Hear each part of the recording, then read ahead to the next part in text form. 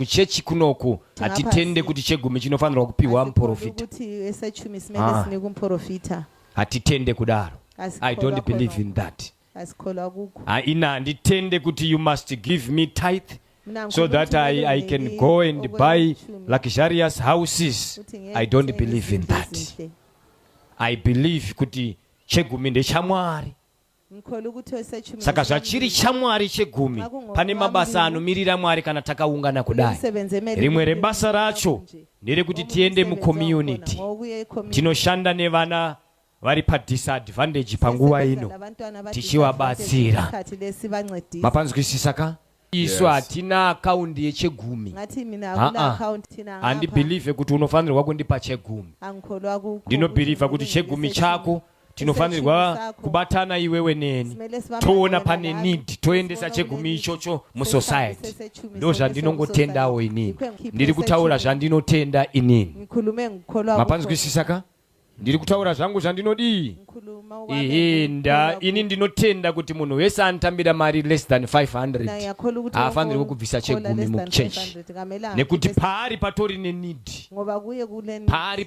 Alright guys, this is actually practical because mukada kusharisa munhu autambira 500 anonzi 250 tokupairi ma-US yobva yaiswa mubhengi obva anzi imwe yacho nama-RTGS 250 yoiswa mubhengi futi. You realize kuti US ne-RTGS zvine ma-separate charges akatosiyana. Saka which means ukawithdraw first account ukurowa ma-charges, ukawithdraw second account ukurowa ma-charges. These people vanosara vasina mari vatoriwo ne-need yekutodaro zvekutoti church inofanira kunge ichitomboheupawo some of those guys because mumwe munhu anoona vanga aine vana 3 or 4 or 5 iye achitambira mari yakadhakwa daro. So you realize kuti pane patori ne-need zveshuwa.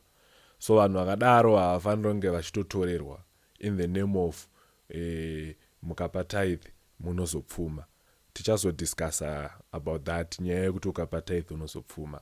Let's continue with this video zvaizvezvi. Tori negap rinofanirwa kudii. Umwe akandibvunza kuti saka hatizonge tabira Mwari here. Ukatotorawo $5 ukatenga masocks ukatengera mwana wamukoma akafa wabhadhara chegumi. Wazvinzwa ka? Mwaka achiti but Bible rinoti tinobvisa chegumi 10% yezvatinenge tawana. Ndizvozvo zvechokwadi. Ndokubva ndamubvunza kuti chinenge chichienda kupi 10%. Because chechi dzese dzatabvisa chegumi handei kwadziri tinoita audit. Wakumana dai kudenga kwaizoya mapurisa yeaudit yechegumi taipinda mujeri. Okay guys, ndogara ndakaudza vanhu kuti dai ngirozi Mikairi yaiuya each and every night yaSunday kuzoya zokolekta chegumi I tell you hayaisvika mumwe munhu arova chegumi chesatiza taura chokwadi. Because just imagine kuti Ananias naSafira they lied pamberi pekereke yese vakanyeba kunyebera mweya mutsvene and the result was death. Saka vamwana vachinovatadzisa kuti Mwari dai yauya zokolekta mari dzake aisvika yashota chii hapatorina.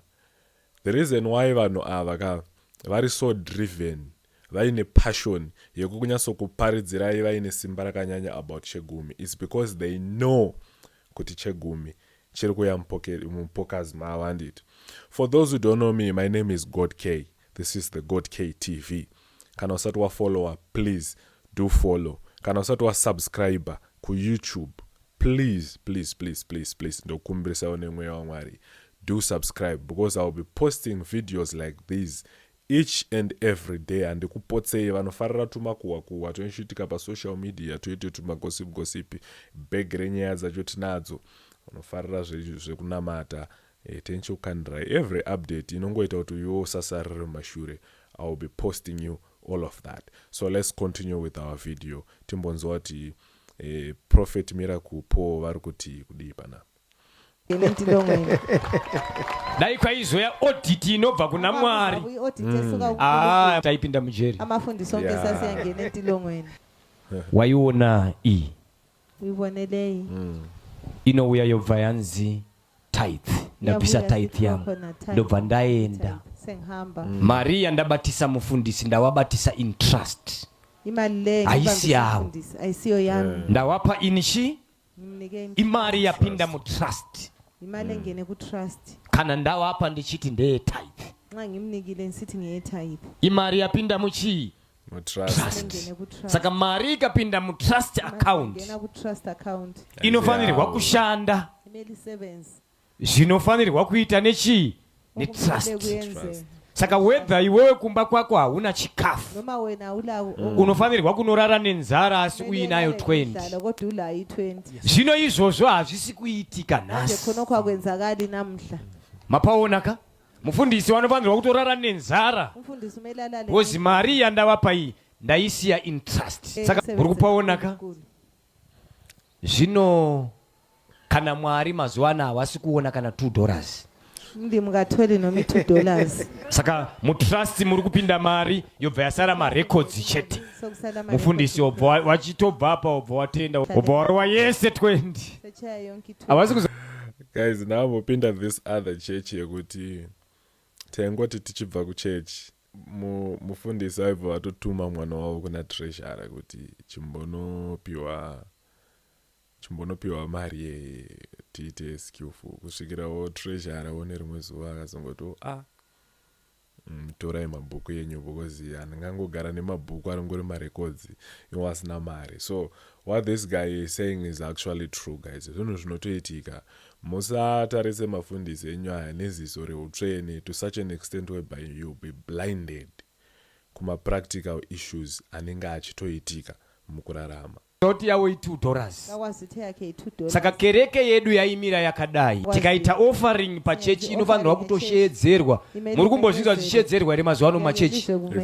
Kuti pana pamari yabviswa nhasi $50. Muchazvinzwa ere zvichitaurwa izvozvo? Sakuzwa yini khonokho. Mukanzwa chechi.